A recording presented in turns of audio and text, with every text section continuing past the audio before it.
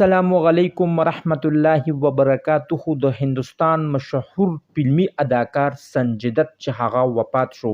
سنجدت څنګه وفات شو؟ کو تاسو ځان د دې ټول معلومات نه پوره خبرول غواړئ نو مهرباني وکړئ. کو تاسو زمونږ چینل کې نوي وئ نو زمونږ د چینل مخه در سره سبسکرایب کړئ او خوا کې ور سره د ټلۍ بټن ووهئ چې تاسو ته زمونږ خبر ډیر زر در رسي. ملګرو، سنجدت چې هغه په دې ټوله دنیا کې ډیر مشهور دی او د هغه فلمونه په ټوله دنیا کې خلک ډیر په شوق سره ګوري، ځکه چې هغه د هر یو مینوال د زړه یو داسې اداکار دی چې هغه ټول عمر کو سوچ کې نو هغه ټول عمر داسې فلمونه جوړ کړي دي.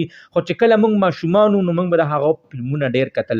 خو دې وخت کې د سنجدت عمر 2 کاله و چې سنجدت ته د کینسر بیماری لګېدلې وه. کو تاسو سوچ کې نو په سنجدت باندې مخکې په انډیا کې د دهشتګردۍ یو کیس هم لګېدلی و چې په هغه کیس کې سنجدت په جیل کې 9 کاله هم تیر کړي. نو هغه جیل کې به هغه ته یو داسې نشه ملاوېدله چې هغې ته وایي شراب، او په شراب کې به ورته چا یو شیز یو کپسول استعمالو چې هغه کپسول به هغه واچولو نو هغه بیا 10 ورځې اوده د ځان نه به نو خبر. نو ملګرو، هغه نشي سنجدت ډیر سخت خراب کړو، ځکه چې دننه د هغه کوم سیستم هغه ټول ول ایکسپایر کړیو. نو چې کله هم ډاکټرانو د هغه ټیسټ رپورټ وکتلو نو سنجدت ته یو هفته مخکې ویلو چې تا ته کینسر لګېدلی دی او ستا علاج موږ امریکا کې کوو.